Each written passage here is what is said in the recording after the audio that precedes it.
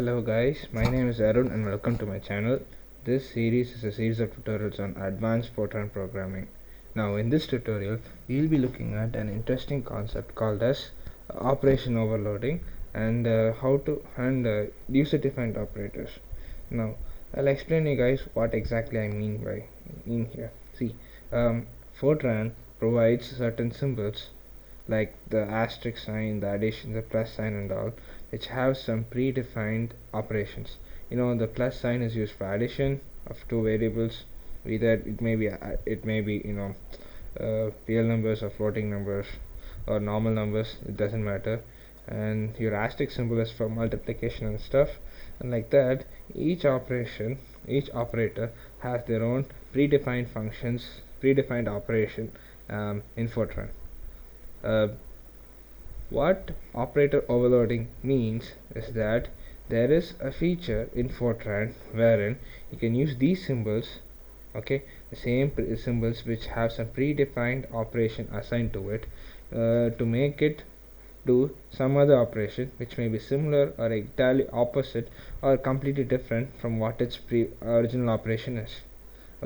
Now this is called as operator overloading, and then we will look into another concept called as user-defined operators. Now what exactly this means is that just like how you define operators like the star, like the asterisk or the plus and all, Fortran gives you permission or gives you access to create your own type of operators and define a set of jobs to it, like as to what it should do and all. Now we'll be going to look at this this will be a short example, but you guys will understand nicely. So now if you want to make a user defined operator, or you want to do an operator overloading, what you need is as follows. First of all, it's an ultimate prerequisite. You need an interface block. If you guys remember the previous tutorials, we were looking at the interfacing options in Fortran for subroutines and functions within the procedure and outside the procedure and all. This interface option is mandatory. Second, you need an operating symbol. That's okay. The thing is, you're defining new operators, so you have to say that the operator has a certain value, certain name to it and all. That's it. And then also, and more importantly, you need a function or a subroutine to do the operation. Meaning, let's say you're doing something like a complicated operation, let's say matrix multiplication, let's say. Now you may define a single operator for that, and you defined it, but you have to tell to the Fortran compiler that this is my operator, but it has to do certain job. Now how will you give the job? It's simple. What you do is just write a function or a subroutine, and somehow you have to link it. Now how is this linking done? The interface blocks takes care of it. Now similarly, if you have a new operation, if you have to do a certain new operation, and then you want this operation to be overloaded on top of an already existing operator which has a predefined operation set to it, like the asterisk or this plus symbol and all. What you need is, again, you need an interface block, and you need, very importantly, a derived data type. And then, just like the previous case, you also need a function or a subroutine to tell this new definition of this operation as to what to be done. Simple as that. Now it looks simple. Hope you're clear so far. Now let's look at this entire stuff using a simple program. What I have here is that I have made a small program over here. Don't worry, it's a little long, but it's very simple, trust me. What I've done is that I have a program here, and it has two parts. First, you have a module called as new_ops, and it has an implicit none type here, and then it has a derived data type called as sp. And this derived data type has nothing. It just has one integer value into it called as words. And then I have three interface blocks over here, each of them separate.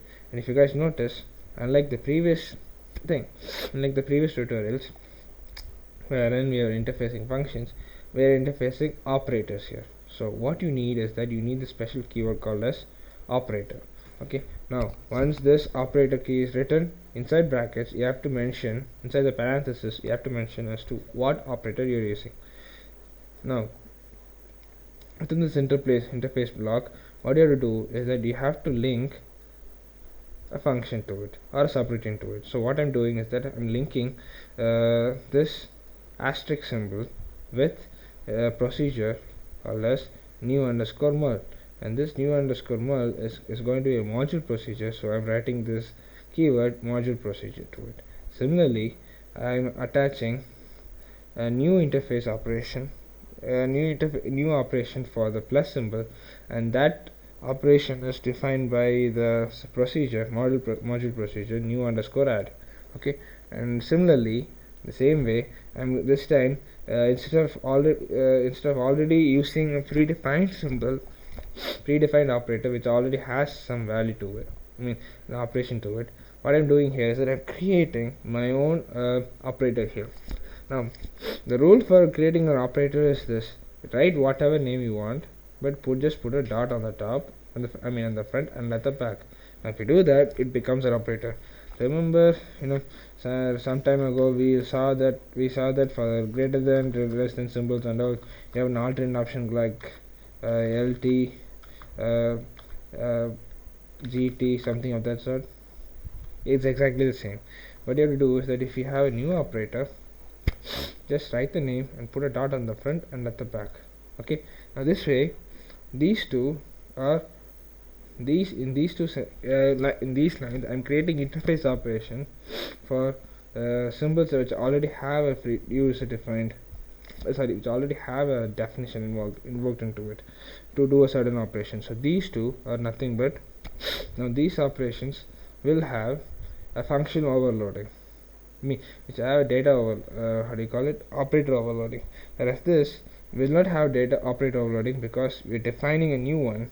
So this is just a user defined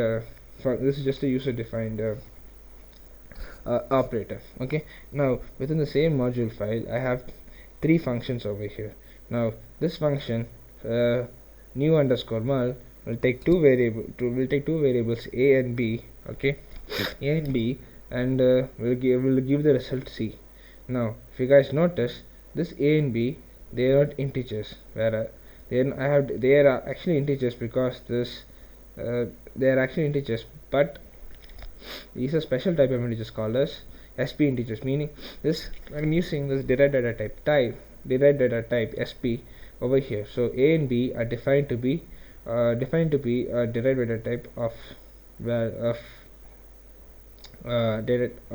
nature sp. Okay, similarly, so I'm getting the values a and b into the function and setting the output result of this function to be c, which is again of the same data type sp. And what I'm doing here is that I'm defining the result as like this: the value of c. Okay, since c is just, because of this data type, c has just only one value into it, which is vowels. Okay, the value of vowels in c is actually the product of the values of vowels in a and b plus 3. Okay, so new merl, what will do is that if you just pass 2 values to it, just multiplies these two, adds 3 to it, and then sends it out. Similarly, this function new underscore add does more or less entirely same process, but just addition. So what it does is that, if you guys look at it, the syntaxes are the same. So what it does here is that it just takes the values, adds them, and along with it adds 3 to it, and then returns the value. Simple as that. Just a replicate, almost a mere replication of this process. Okay, this way you're overloading it. And here this function is a little tricky. Okay, what I'm doing is that if you guys notice, this operator dot, okay, with the operation dot over here, I'm linking it with this procedure vec underscore dot underscore prod. So if you guys can figure it out, it's simple. And if you guys have guessed it right, it is the vector dot product of 2 vectors. Okay, so what I've done is that I made this function to be a real function of kind 8, okay, and it takes two vectors a and b and gives the result dp. Okay, now just use the simple implicit none. I'm taking the values a and b as real values of kind 8, but whose dimension can be any length, that doesn't matter. Okay, and then dp is nothing but the dot underscore product of ab. So this is an internal function. This is an internal function which subroutine, which is a function which returns the dot product of a and b. So I'm using that over here. But if you guys notice, I don't have to. If you guys just look at the syntax is written on the top and the bottom over here, as on the top, I don't need to. If I want to define this dot product from scratch by taking a loop and using summing variables, taking product of each and every set and stuff, it's perfectly possible. Just to save, just to show that you can use already predefined functions into it and stuff. I'm just including this operation over here, so it doesn't matter. So what it does is that dp will have the dot product of the vectors a and b, and it will just return it. And that's with this. Then this module is over, and let's just look at the program. The program is named as ops. It starts here and ends here, and it's very simple. What it does is that it just takes an integer of 4, which is used for defining the vectors v1 and v2 over here, and it uses the new underscore ops the module new underscore ops value. So it has the type, the operators, and all the function definitions inside the program. So when it run, when this program runs, it has the module the interfacing options, the operator definitions, the function definitions, and even the data type, everything in it. Okay, now this line you're just defining 4 integers. At this line you're defining 4 derived data types of type sp. Okay, then these two are vectors. This is the result of dot product of thing. And now this is where you have to pay a little attention over here. Now here I set a and b to be 5 and 6, which is normal, and apb is nothing but a plus b, and a and b is a multiplied by b, nothing simple as that, and which is a plus b, a star b. Fair enough, very simple enough. Okay, what I'm doing is there just printing the normal operations. I'm just printing value a, value b, the summation of a and b, the product of a and b over here. Okay, so this is fairly simple and straightforward. Now here comes the overloaded operations. What I do is that I define on the top that I define 4 variables a1, b1, apb2, amb2. Okay, now what I do is that I set a1 the vals value of a1 to be 5 and the vals value of b1 to be 6, and then I'm just using apb2 to be a1 plus b1, whereas amb2 to be a1 plus b1, a1 star b1. Now you have to keep in mind one thing. Okay, I'm just using the addition and multiplication operation just like that over here directly, without even considering. But what happens is that you have to look at the data type operation here. This data type is not an integer, it is sp, the data type as we define on the top. It's a derived data type sp, whereas over here this plus addition symbol, okay, let me just make it a little more easy.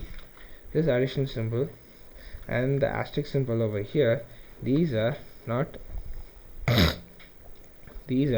okay, are operating on directly on integers, whereas these are operating on derived data types. So what happens is that in these cases the regular operating procedure for addition and multiplication will happen, whereas in these cases, since these are derived data types sp, the operator, what it does is that the compiler will look at the data types of it and realizes, okay, it's not an integer, it's a different data type. So it just looks into the definition for plus and asterisk, and goes to the function, goes to this module values and and finds okay, it just shows that for the multiplication and the addition I have to look at the definition of this function and this function, and then it goes to here, and when it reaches these function, it knows, okay, now this is what I should do, and it does accordingly. So that's how the compiler works this out.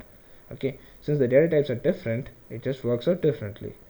I mean, it just doesn't, here it doesn't perform normal addition, subtract. I mean, here it performs normal addition and normal multiplication. Here it performs a special addition and special multiplication that we actually define on the top. And then the overloaded operations are values are printed over here. Okay, and similarly, okay, I just set v1 and v2, the vectors on the top, defined on the top, okay, to be all one. And what you do is that dp, I'm just setting this to be v1 dot v2. So intuitively, if you look at this, is nothing but a vector operation, simple as that. Now what happens is that I'm just printing over here. What it does is that it just takes v1, it prints v1 and v2, and then the vector dot product dp, like dot product dp. Okay, simple as that. Now what happens here is that when this symbol is encountered, what the Fortran compiler does is that it goes to all the definitions that are available to it, and then it look for this data type, look for this operation. By default, this will not be available in Fortran because this is a user defined operator. So it will just go to the module to see if there are any, and if looks into the module and finds it, okay, and finds this line, says it, okay, now I have an interface operator here, so I have to, okay, I found it. Now what it just looks at the procedure in it to do what happens, and now it just looks at this, and then it understood, okay, I got it, now I have to follow this instruction given in this procedure, and then looks for the procedure. And this procedure is found ultimately on the top, yeah, it is over here. It just does all the instructions given inside this procedure, which is nothing but the function, and returns the value out. Okay, returns the value out. This is something how do I put it, this concept which you're dealing right now is a little bit tricky. It might take a little time for you guys to understand. So what I recommend is that just run this program, have a look, and then keep a fresh copy, and then make a copy of this, and play around with making your own operator and stuff. And if you guys want, if you guys just want a little more experience and practice, not experience I say, if you guys want a little more of detailed understanding, what I recommend is that you guys can refer to books or any of the books or any online resources for little more clear explanation. Okay, in the case that if you guys do not understand what's going on here. Okay, now enough of me explaining the entire stuff. Let's just run this. Since this is a simple program, let's compile this. Okay, let's compile, build, and okay, I think fine, I'll just execute this too. Okay, there you have it. Now let's scroll and look back and now simultaneously. Now the normal operations, A is 5, B is 6, fair enough, and A plus B is 11, yes, correct, fair enough, and A star B is 30, yes, perfect. And now let's look at the overloading operations. In the overloading operations, okay, A1 is 5, yes, because A1 does not have a direct value, it has vowels in it, so it prints, okay, sorry, it has prints a1 underscore a1's percentage vowel, so it prints 5. Okay, p1 percentage vowels is 6. Okay, now here's the interesting part. A plus b apb2 percentage vowels. Okay, the value of vowels in this derived variable apb2 is 14. Now how is that? As per the definition given here in this function, the values are added, and then to it 3 is added, so it's 5 plus 6 11 plus 3 14. Fine. Okay, similarly when the product is done, what happens is that these two values 5 and 6 are multiplied, and then to it 3 is added, so it's like 5 times 6 is 30 plus 3 33. Okay, and now if you guys look at the user defined operation, okay, the vector dot product, since n is 4 over here, okay, the vector v1 and v2 are 4 units long, and each of them are, since either is set to 1, you have 1 1 1 1 repeating 4 times. So the vector operation is nothing but the product of these two, each and every corresponding index values of these two vectors, okay, product of these two, and summation of all these products. Okay, so it's simple. Because of that, you get 4 for this simple answer, and simple enough. Now This opens, if you guys notice, what you can infer here is that because of this feature, um, Fortran allows you guys to do a wide variety of operations. You have the flexibility to make your own operators as per your choice, and you can use the already predefined operators in a way that you want to do based on your data type and all. Okay, hope you guys understood this tutorial. Thank you guys for watching, and I'll see you guys next tutorial. See ya.